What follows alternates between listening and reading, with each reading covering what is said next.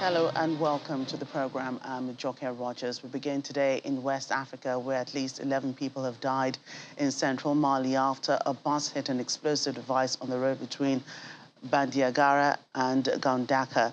Many others were seriously injured. A jihadist insurgency in the West African country has claimed thousands of lives and forced hundreds of thousands from their homes. A report by the United Nations mission in Mali, MINUSMA, found that mines and improvised explosive devices had caused more than 70 deaths by the end of August this year. It said most of the victims were soldiers, but a quarter are civilians. And in North Africa, Tunisia's Coast Guard says bodies of 15 migrants have been washed up off the coast of Mahdia. The Coast Guard says the corpses of the migrants were badly decomposed, suggesting they had been in the water for a long time. Authorities, however, say they are trying to identify the victims, adding that they were African. Many African migrants risk their lives crossing the Mediterranean, trying to reach Europe. The United Nations Humanitarian Coordinator for Nigeria, Matthias Schmal, says climate change is real as is being discovered in Nigeria. Speaking at a news briefing in New York on the humanitarian situation in the country, Mr. Schmal says climate change factors could largely explain the flooding and the food insecurity in the country. He adds that there are 90 million people affected by the situation across Nigeria. There are 19 million people food insecure across Nigeria. We are in particular worried about 14.7 million kids at risk of malnutrition. And amongst those are in 3 northwestern states, Katsina, Sokoto, and Zamfara, almost 500,000 children at risk of severe acute malnutrition, and around 400,000 children in the northeast. So this is an alarming crisis by any standard. We're currently seeing the worst floods in 10 years in Nigeria. Some 500 people at minimum have lost their life, and as a result of the floods, and 1.4 million people are displaced. Flooding and the food insecurity can be largely explained with climate change factors. So climate change is real, as we are yet again discovering in Nigeria. Since mid last year, some 90,000 people have exited the areas controlled by Boko Haram and ISWAP, and that clearly is an opportunity and could be a potential game change. We as UN are able to support the government in properly disarming and reintegrating a lot of these people that could change the dynamics in terms of the conflict. To other weather situations, the aid agency Oxfam says one person is likely to die every 36 seconds between now and the end of the year in the Horn of Africa as drought ravages the region. Large parts of Kenya, Somalia, and Ethiopia are bracing for a fifth failed rainy season, with millions abandoning rural areas for makeshift camps near towns. Oxfam says the number of people experiencing acute hunger in Somalia has surpassed the number affected by the famine of 2011, when 250,000 people died. The war in Ukraine has affected the prices of basic foodstuff, which have tripled in some areas. And to health matters, the World Health Organization chief says there are now 54 confirmed and 20 probable cases of Ebola virus disease in Uganda, with 39 deaths and 14 people that have recovered. Dr. Tedros Ghebreyesus says more than 660 contacts are currently under active follow-up, and the World Health Organization is continuing to support the government to respond to the outbreak. Continuing to first to Uganda, where WHO is continuing to support the government to respond to an outbreak of Ebola disease in 5 districts. So far, there are 54 confirmed and 20 probable cases, with 39 deaths and 14 people have recovered.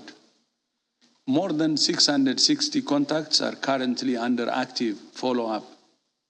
Our primary focus now is to support the government of Uganda to rapidly control and contain this outbreak, to stop it spreading to neighboring districts and neighboring countries. Now to Haiti, where we're deeply concerned about the outbreak of cholera in the capital, Port-au-Prince, and surrounding areas. According to the Ministry of Public Health and Population, as of last Saturday, there were 224 suspected cases of cholera and 16 deaths. 1/4 of suspected cases are among children aged under 5 years. On Sunday, the ministry also confirmed a cholera outbreak in the National Penitentiary of Port-au-Prince with 39 suspected cases and 9 deaths. The situation is evolving rapidly, and it's possible that earlier on additional cases have not been detected. Putting an end to the menace of sexual gender-based violence is a collective effort which requires the support and collaboration of all members of the society. The Executive Secretary of the Lagos State Domestic and Sexual Violence Agency, Titilola Viva Adeniyi, made this known during a roundtable engagement with traditional rulers to help address all forms of abuse within their communities. Meanwhile, the civil society organizations have been holding workshops to educate law enforcement and judicial officers in Akwa Ibom State, South Nigeria, in violence against persons, prohibition and disability bill. The young and the old, male or female, are exposed to some form of abuse on a daily basis across the country. In Lagos State, 4,860 cases of domestic and sexual violence was recorded between September 2021 and July 2022. Out of this figure, 2,150 were children, while 2,710 were adult. The Lagos State Domestic and Sexual Violence Agency is engaging traditional rulers drawn from 5 divisions of the state, Ikorodu, Badagry, Ikeja, Lagos Island and Epe, to reduce the menace in their community.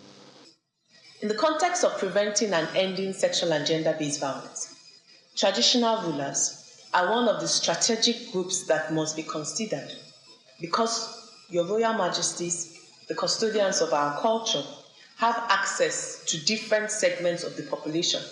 Speakers here encouraged traditional rulers and other community leaders to make domestic and sexual violence a thing of the past. One of the reasons or ways to bring it down is punitive measures. It's for a government in any country to set down some laws that will say, no, we are not going to accept this within our community. The leaders applaud the state government for engaging them on such issues. There are some cases we can treat in the palace, and there are some that are criminal, and we don't have to harbor or indulge people that are doing violence or doing a lot of criminal activities. We have to expose them. We are in an era where people take laws for granted. This type of workshop should not be ended today. I think we should spread it so that other stakeholders in society will benefit from this. With over 80 convictions made in the last 1 year, the Executive Secretary of the Lagos State Domestic and Sexual Violence Agency warns those involved in such acts that they will be caught and prosecuted. Meanwhile, in Akwa Ibom State, civil society organizations are also engaging law enforcement and judicial officers on the Violence Against Persons Prohibition and Disability Bill and the urgency in educating Nigerians about the telltale signs. The objective of this workshop is to sensitize them on the Violence Against Persons Prohibition Law of Akwa Ibom State, as well as Disability Bill, which has been passed and yet is yet to be assented to of the state. All domestic violence cases are said to be a potential murder case, a reason why Nigerians are being encouraged to join hands with governments at all levels to win the battle against abuse.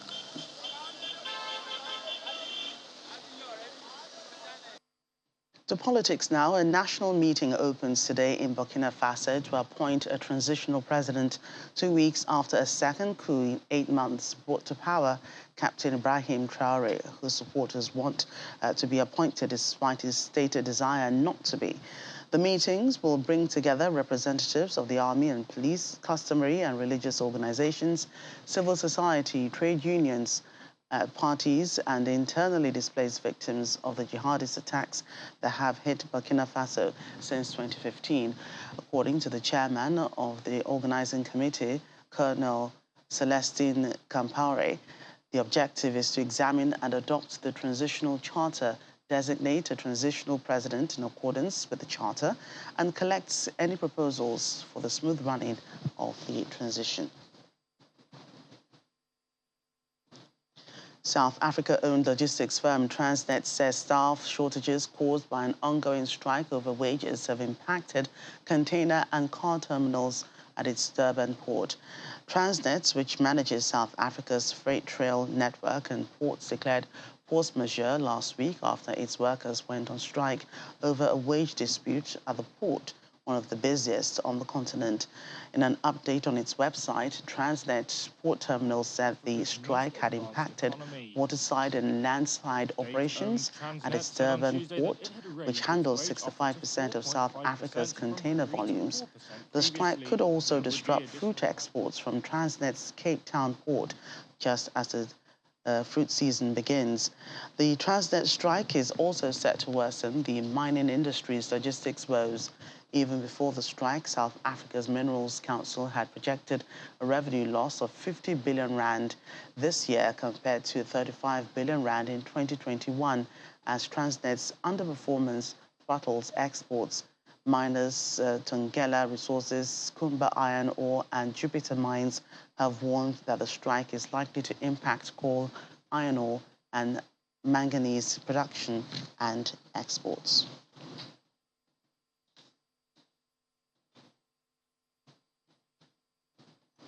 Activists and the family of a man who died in the police custody in the Sudanese capital, Khartoum, a day after his arrest, have said that he will not be buried until the authorities issue transparent autopsy findings.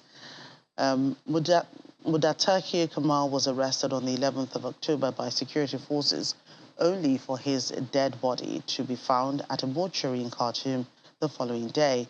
A lawyers' union claimed Mr. Kamal was tortured to death in police custody and that his body showed signs of torture. Allegations the police have denied. Security forces are heavily deployed to the police station as hundreds of protesters gathered to denounce the act. Meanwhile, Sudanese security forces on Thursday cracked down on protesters demanding civilian rule following last year's military coup. An unknown number of people were wounded in the protest.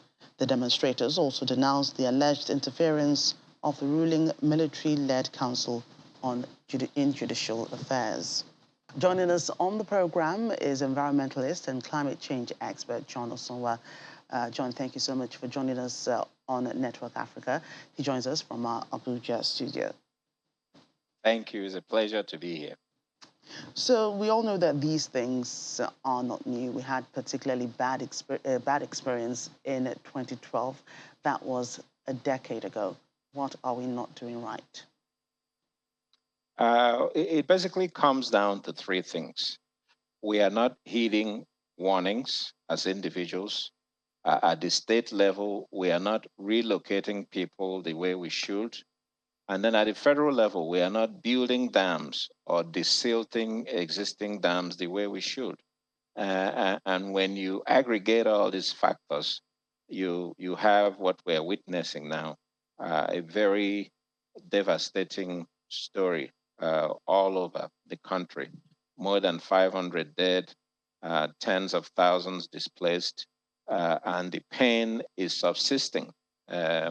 Even today it rained in Abuja, so there's going to be more flooding. So we are not taking the warning seriously. And what do I mean by that? A lot of these areas where we are seeing flooding this year, if you cast a look back, you will find that those areas were flooded in 2012. They've been flooded in the time between 2012 and now. So the people know that they are living in flood-prone areas. A lot of these people are on riverbanks that are being flooded almost on a yearly basis now. So something has to change. There's a new paradigm because climate change is contributing to flooding in so many ways. We have Arctic ice melting at a rapid pace.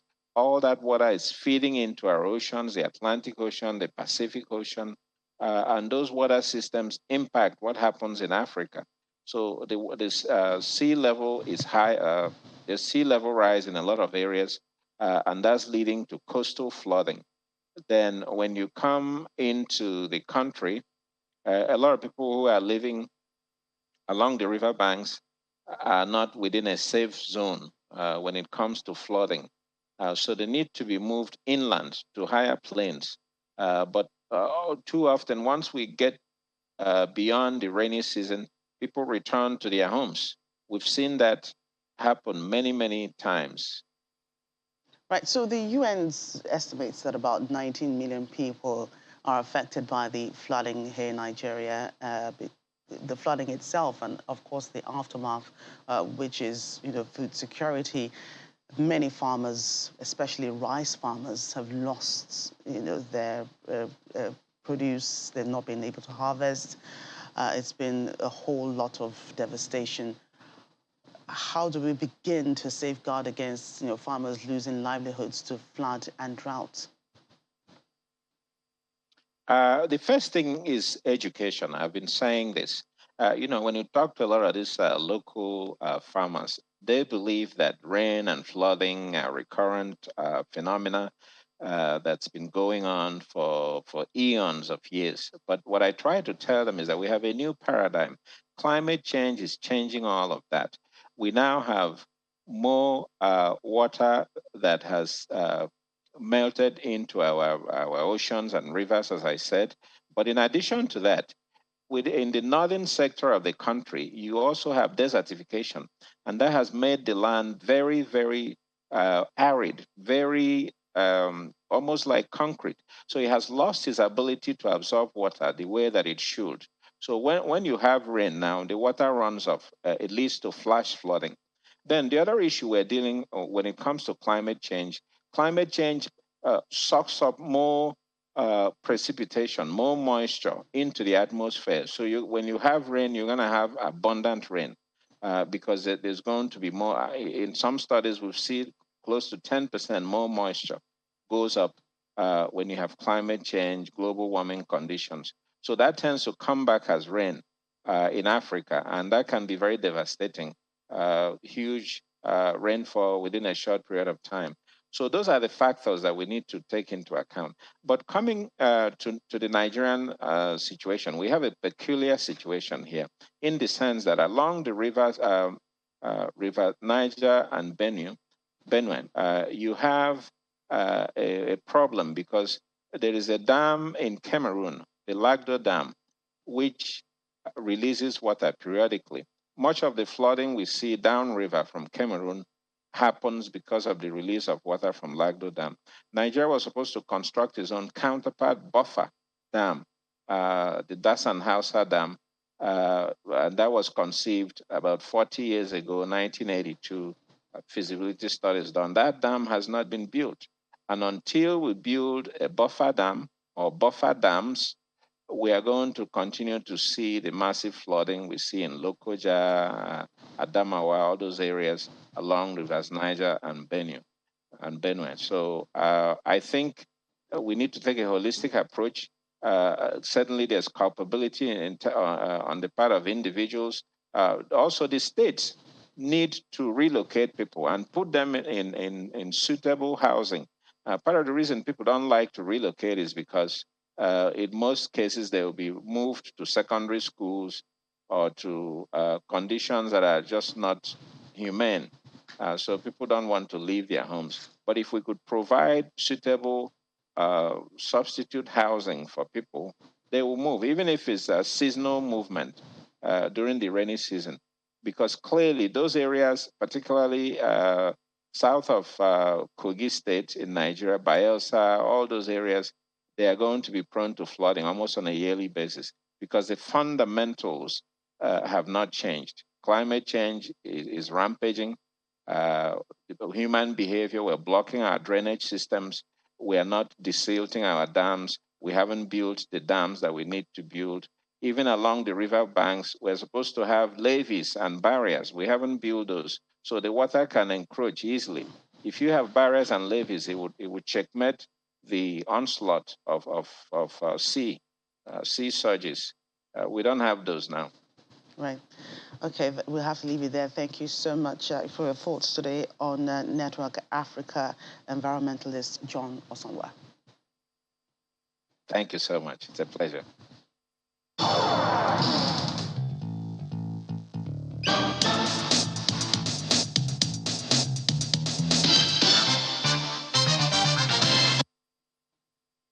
Finally on the program, tech giant Meta is providing support for extended reality creators in Africa through its Future Africa grant. 6 finalists from across the continent were chosen to build innovative solutions that demonstrate various use cases of the metaverse in Africa.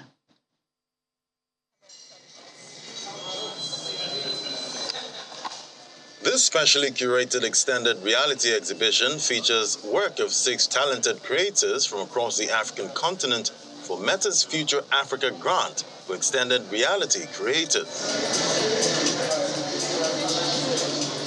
Using immersive technology, all 6 of them have created a range of digital experiences rooted in African culture across various media formats, including 360 video, AR, VR, and mixed reality. We did a 360 film on this. This young Nigerian, Malik Afebwa, is a versatile creative who is among the 6 finalists from Meta's Future Africa grant.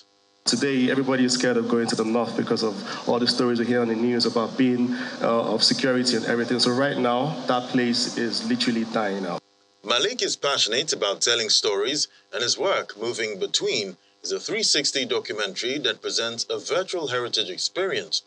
Kofamata Dai Pit, a cultural historical site in Kano, Nigeria, by showcasing it in a 3-dimensional virtual reality model. Africa has a lot of bad press, so what we try to do is preserve positive messages and actually share that positive message to the world, which is why, I chose to do this cultural heritage tradition because it's a dying art of, textile design, and insurgencies, insecurity is just affecting the whole thing. So we preserve the culture, preserve the memory of this place forever. And apart from preservation, it's just something about reach. Let's say you're in a different country somewhere, you can actually physically go to this place. At this exclusive XR exhibition, viewers get to see how committed Meta is to supporting XR creators in Africa by providing the resources and tools needed to share their craft and grow existing communities. It is a project where we have supported creators on the continent to use different metaverse mediums to share their stories that are authentically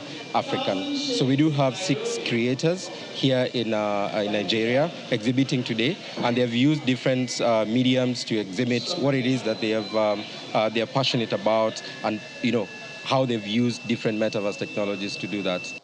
Other creators comment on Meta's Future Africa grant and are excited about tapping into the opportunities immersive experiences like augmented and virtual reality will bring in shifting the African narrative. It's a new industry, it's a new technology, and we're all leveled in the playing field. Cinema has been there for ages and ages, and we felt like we were backward. But then with this XR technology, it's new for everyone, and we're able to catch up with everything that's going on in the world and in this art, and we're able to also express the stories that are, essentially African and authentically African. So I think it's a special opportunity and special fund, yeah.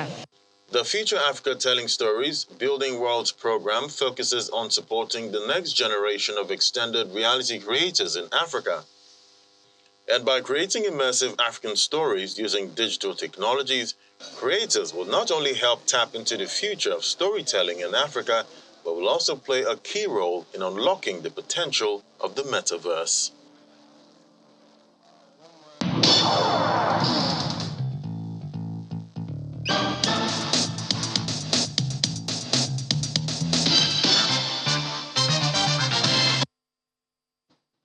That's Network Africa. Thank you for watching. I'm Joke Rogers.